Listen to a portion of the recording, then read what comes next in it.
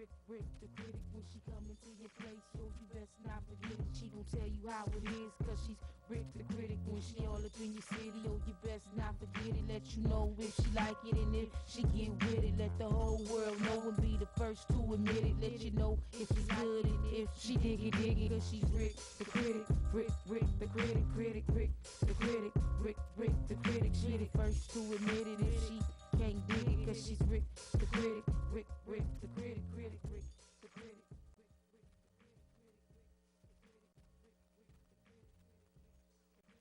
critic. And I am just so glad to see you. It's the holiday season. This is the last show of the year for me, and I'm excited and hopefully just really, really excited about 2012 and all that's going on.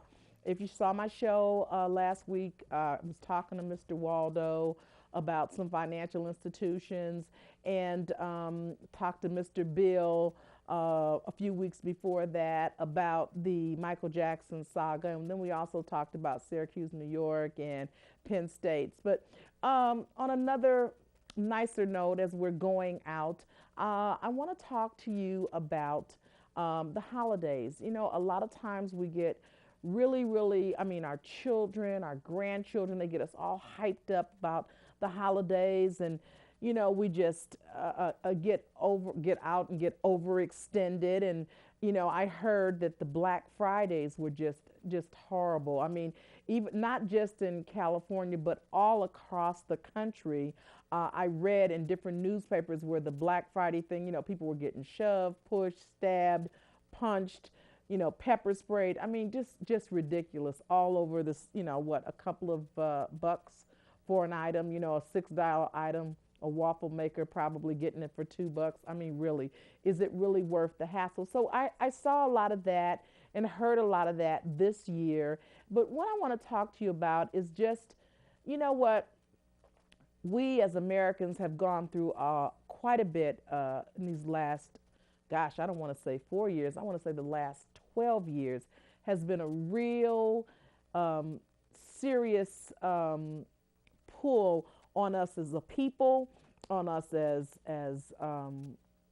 citizens, Americans. Just overall, we've had on the economy, the stock market, the banking institutions. I mean, everything just going just pretty much awry. And what I want to say is that we made it. We made it. I mean, there are some that didn't, but we did. We're still here. We're still standing, even though it is not what we wanted it to be. We're still here. I mean, we're able to eat, we're able to laugh and talk, we're able to enjoy family and love on our grandchildren. My grandchildren are spending the holiday with me a few days, you know, and we're going to all spend the holiday together, myself and my children. And I'm blessed. I'm very blessed. And this year, I want to do something a little different. Some very dear friends of mine, Bunny and Frank Wilson, over the years, they've always done this Happy Birthday Jesus party. And I always thought it was just such an awesome thing, because what they would do, they would just bring this huge birthday cake out, and they put candles on there, and we'd sing Happy Birthday Jesus, and they would have all this food, and we'd eat and fellowship. And it was just very, just a wonderful thing to just sing Happy Birthday to Jesus. No gifts exchanged, nothing like that. Just people coming together and having a good time. And as I thought about it over the years, and as I thought about it, I was trying to think about one of the most exciting things that happened to me when I was coming up, or those things that happened to me during Christmas time. And one of the things that I decided to do this year for my grandchildren and my children was, I'm just going to go old school, okay? Do you remember when you went to your grandma's or your great grandmother's, because I was fortunate enough to have both, and when you got there, they had this brown paper bag, and in the brown paper bag was an apple, an orange, some nuts, and some hard candy. Remember the little ribbon candy, the little ribbon hard candies? And the nuts were always the Brazil nuts, the pecans, and the walnuts. And everybody almost always had the same thing. I mean, you could look in your brother's bag or your sister's bag, and everybody had the orange, the apple, the nuts and the peppermint stick or the hard candies. And I thought about that. I mean, I was just so excited to get that. I mean, when my brothers and myself, when we came to my great grandmother's, I mean, and my great grandmother was one of 18 children. So she came, you know, she died when she was 108. So she lived a long, full life. And with my mother and my grandmother and then us, you know, it was like, you know what I'm saying? So she had to provide these little packages for everyone. And she did. I mean, we knew when we got there without a doubt we were going to get that brown paper bag with that orange, that apple, that hard candy, and those nuts and those hard Brazil nuts that we would, at that time, we must have been crazy, cracking our teeth on those hard Brazil nuts. But you had to have an old school nut cracker to crack them. But you're talking about fun. I mean, we had so much fun. We laughed. You got a chance to interact with your cousins. You got a chance to interact with, you know what I'm saying, with family. And of course, family lived in the community, so no one lived far from one another. So it was not but just a stone's throw for everybody to get to grandma's or great grandma's house and for us to interact and exchange gifts. And I mean, you always had the aunt or your aunt that was the one that gave the crummy gifts. It's always one. It's always one aunt or always one aunt or cousin that gives the crummy gifts. I mean, no matter what. And then you could have a grandmother or mother that gives the really good gifts, but it was always that one in the family that gave the crummiest gifts. I mean, it was always something that you could not use, something that was just, I mean, just something, just crummy, just the crummiest gifts you can ever imagine. We had an aunt that used to give us the most horrible gifts. And one year, my grandmother said to us, you know what, you guys, you don't even have to accept her gifts this year. And she said to her one day, she says, I always give your children these wonderful gifts, and you always give my grandkids these horrible gifts. So no longer will exchange. But I mean, everybody's got one. But just this year, you know, this year, I want to talk about just some things that we can do, you know, to just to make it happen. I mean, some things, you know, calling up a friend and saying, hey, let's go to a movie. One of the greatest movies that I have not seen that everyone has told me about, and I haven't got a chance to see it, is called The Courageous. And a good friend of ours, a family member, is in the movie, but I'm told it was like one of the best stories of the year, best movies of the year. And I encourage you, if it's probably not out, but I encourage you to go and get it on CD and watch it with your family. You know, let's have family night again. You know, we used to come, when we came up, we had family conference time. And once a week, my children and I would get together, and it was like they had that time to air out all their grievances, everything that they were not happy about. That was their time, that one day a week for them to air out their grievances. I'd listen to it, take it up under consideration, and then my husband and I, we would, you know, do what we were going to do. But let's get back to those things. We need to get back to where our country is facing one of the most critical times that it has ever faced. And us as baby boomers and Generation Xers and millennials and all that other good stuff, all those other folks that they've called, I mean, we are facing some really trying times. We're facing some critical decisions with Social Security, critical conditions with our banking institutions, critical things with our economics, period. I mean, I was just thinking just the other day, I thought, wow, you know, we had the windstorm here in Pasadena, and it probably, I wasn't here, I was out of town, but when my daughter called me on the phone, she said, Mother, Pasadena's in a state of emergency. And I thought, really? Well, I'm not even there. So I got a chance to escape it. But you know what I thought about when I was there? I thought, wow, even had I been there, you know, I couldn't go to the bank and get any money because the electricity was down, so the ATMs were not working. Then I thought about the gas station pumps. They probably, you know, everything runs on electricity. Everything is electrical. My good friend Chewy's Tires over there, Monica, was saying to me that their business had been down for such a long time, and they had to even get a generator to keep their business going. And even with that, if they wanted to purchase a generator, she said it was $45,000. I don't know about you, but that's a house in some places. You can buy a house for that much. So that's quite a bit. So I thought about it, and as I go out in the year, I thought about the things to say to you guys and what to talk about. And the only thing that I could really come up with is being loyal. I want to thank you guys. I mean, every year I get calls from people on the telephone. I see people on the street that say, "Hey, Rick, I love the show. I like what you're talking about," and that's a good feeling for me because when I'm talking about people doing us wrong, I'm not just talking about me. I'm talking about us as a community, us as people. When we spend our money somewhere, we need to have, someone needs to service us with a smile, and they need to give us what we ask for and not give us what they want us to have. I mean, we've seen so many things that have just come by the wayside because of the people, us not just saying, "Hey, wait a minute, hold it, stop, wait a minute." That's inappropriate, unacceptable behavior, and we don't want it. We don't want it anymore.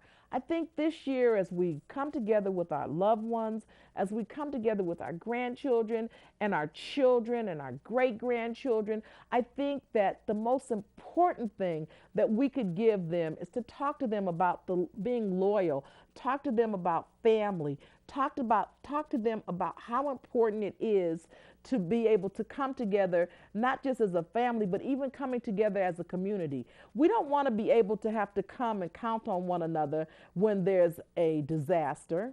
Just as one just happened. I was talking to a lady when I was in the post office, and she said to me, she said, "You know what, Rick?" She said, when the windstorm came, she said, "I don't even know my neighbor, and my neighbor doesn't even know me." And we had to come out in the dark, and I was in my house for 6 days without power. And I couldn't help feeling like, what about the elderly? What about the other people? But listen, before I go any further, we're going to take a station break. I want you to come back, go to the bathroom, get yourself some popcorn. You know how I tell it.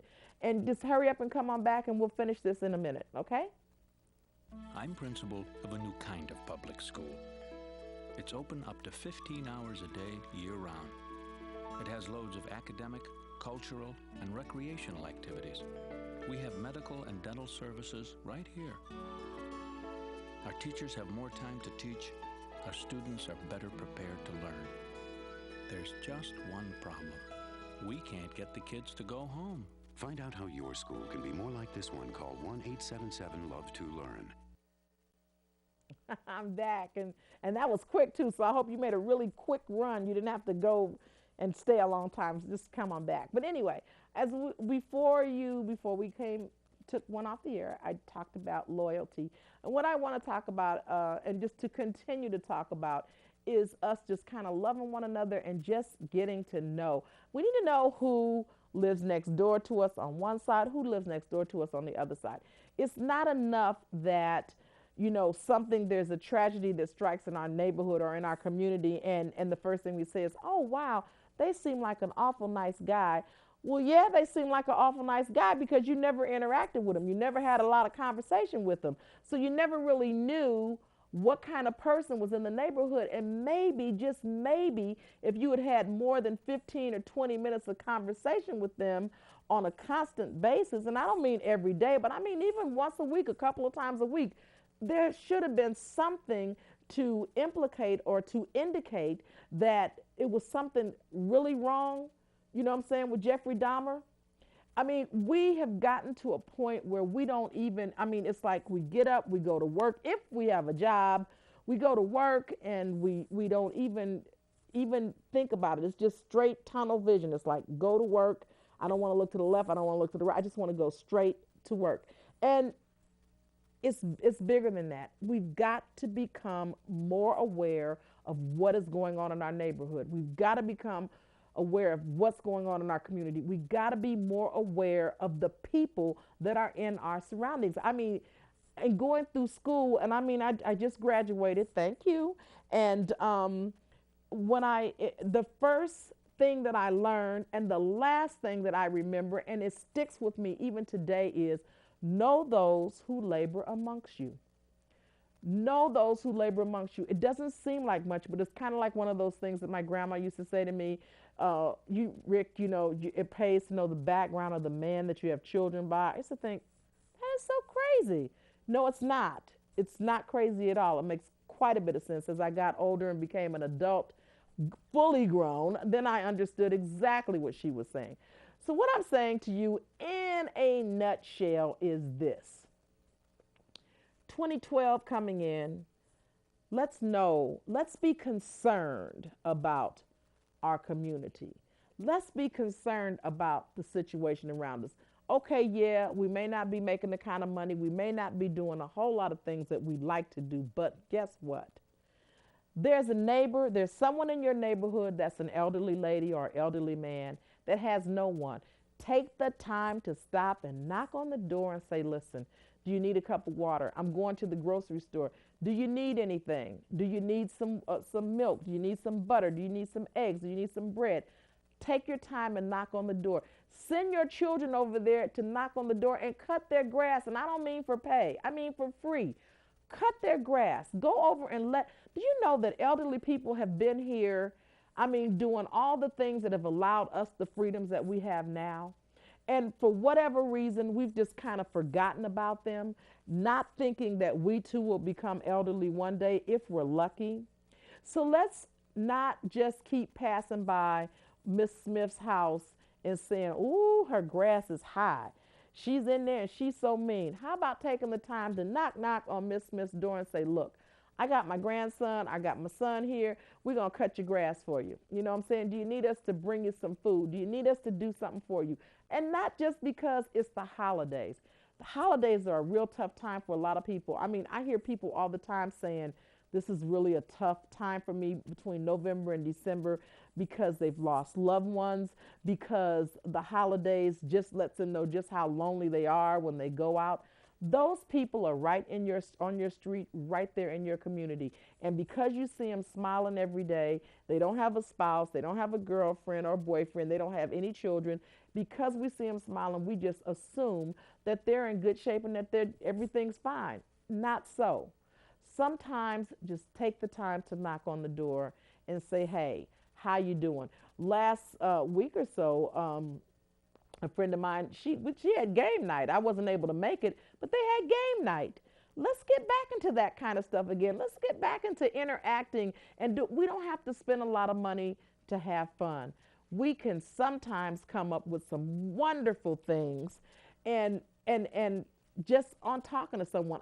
Just a game night, I wasn't able to go, but a friend of mine that we both met and then a friend of hers, they were able to connect together and network. You never know how God is going to bring about some things to happen in your life. Sometimes you're sitting in the house, sitting on the couch, looking at the TV, thinking, well, it's going to knock on the door. No, sometimes you have to get out. You have to go out. You have to go amongst people and just sit there and talk and converse and just find out what's going on in the world. Sometimes your blessing is right there, right amongst you, and you don't even know it because you've not taken the time to open the door, step out of the door, go on the other side and do something. This year, I've decided, like I said, and you might want to think about it. If some of you are boomers, I'm a boomer, and some of you are boomers, you will know what I'm talking about when I talk about that brown paper bag and the nuts and the fruit and all that. That was the best time of my life. When I look back, I can only think about, all we can think about is playing. I can think about my brothers, building a go-kart out of a shopping cart. I can think about putting baseball cards in our bikes and the flaps and all that. Just good, clean fun. Our kids can't even go outside anymore. Our children are so glued looking at the television or playing video games that they don't even know what's going on the rest of the world. They have no communication skills. These youngsters, they're texting. My kids, like I said, if I call them on the phone, they won't even return a call. If I text them, I get an immediate text back. That's crazy. I want to hear your voice. I want to hear your voice. I want to hear something in your voice that says you're okay. And a lot of times you can't get that in a text. Okay, so I text you in large caps. and you tell me, oh no, I'm offensive, text in lower caps. Come on. What needs to happen is more interaction. And I have to say, I'm very, very pleased with President Obama's stand on obesity, his stand on community, his stand on the fathers and families getting together. When I see Michelle Obama standing next to her husband and their children, and I see them interacting, I see them going into places like Roscoe's and Target and all these kind of things. They're just regular. They're regular people. Yes, they are the president. He is the president of the United States. She is the first lady, but it's still family. It's still okay. It's still ordinary. And that's what we need. That's what they want us to see. And we see that. It's not all the glitz. It's not all the glamour. It's not all of that. Sometimes it's just as simple as picking up the phone and saying, look, you know what? I was thinking about you today, and I thought I'd pray for you. And I want you to know that I love you, and I want you to stay encouraged, sister. I want you to stay encouraged, brother. And you know what I'm saying? And that's it. You know, look, I don't have a lot of time to talk. I just wanted to let you know I'm thinking about you. Stay encouraged. Listen, not just the holiday times, but all 2012 next year, I believe it's going to be an exciting year for us.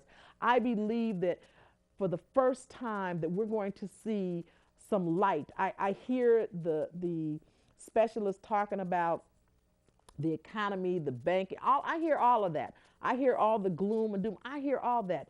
But inside here, I feel and believe, I believe that there's going to be some ray of hope. I believe that this year, 2012, is going to be the best year for us as people, as Americans, that we've seen in a long time. I believe that there are going to be some big changes, and I believe that the little things, if we learn to take care of the little things, and if we learn to be responsible and respectable of little things, then God will definitely give us some larger things. I just know that we must stay encouraged. I know that we just got to keep on moving forward, no matter what it looks like, no matter what it feels like. We got to stay focused on the goal. We got to stay focused on the end of the price.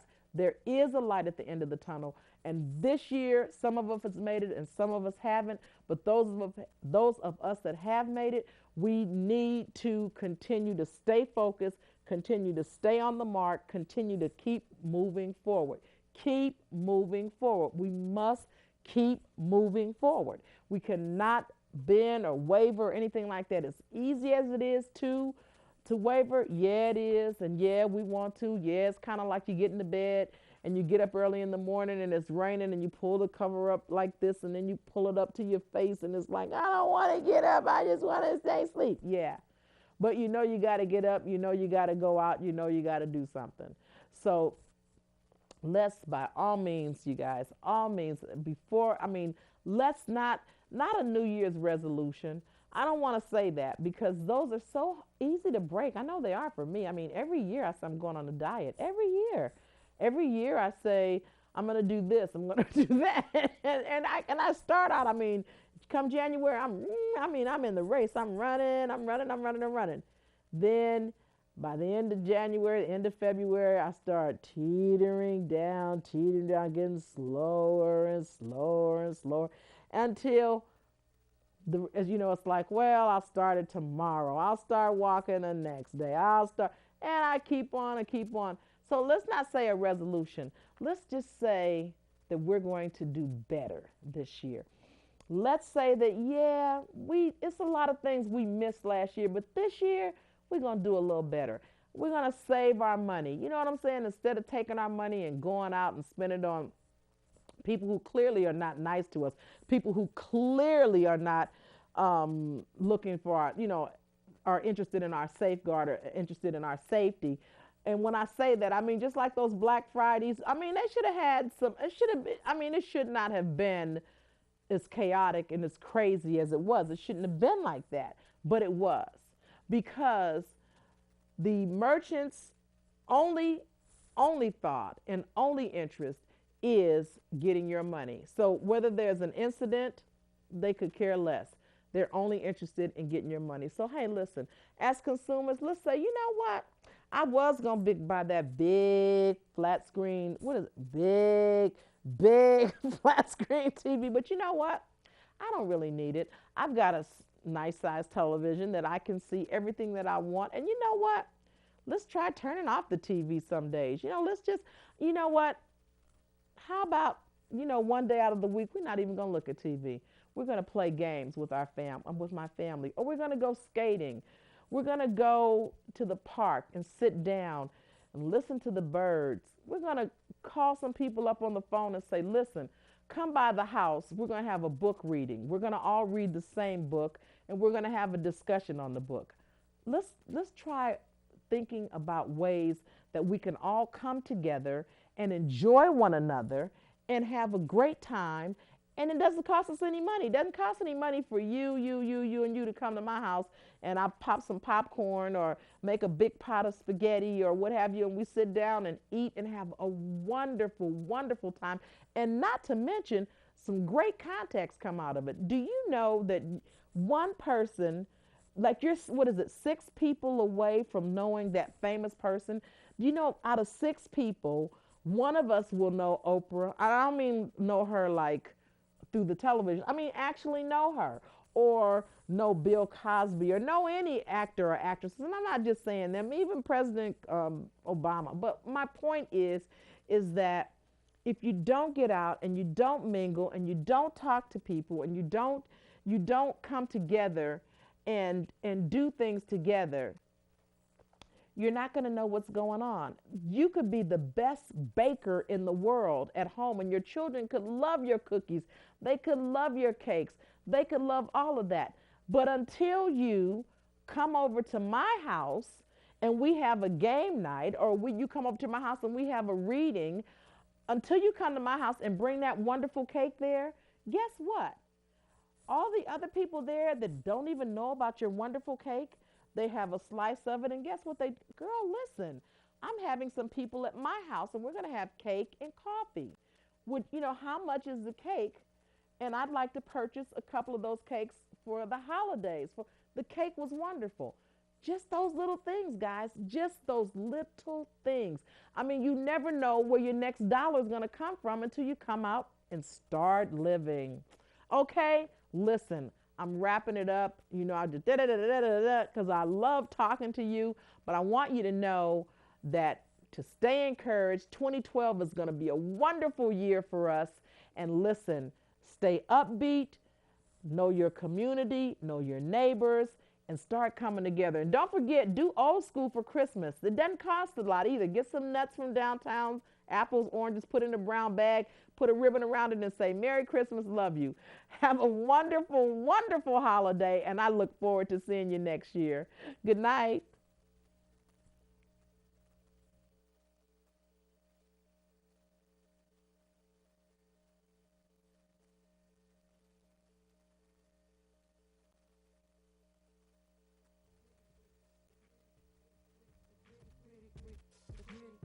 Rick, the critic, when she come into your place, so you best not forget it. She gon' tell you how it is, cause she's Rick the critic. When she all up in your city, oh, you best not forget it. Let you know if she like it, and if she get with it. Let the whole world know and be the first to admit it. Let you know if it's good and if she dig it, cause she's Rick the critic. Rick the critic, Rick the critic, Rick the critic. She the first to admit it if she can't dig it, cause she's Rick the critic, Rick the critic, Rick the critic, Rick the critic, Rick the critic, Rick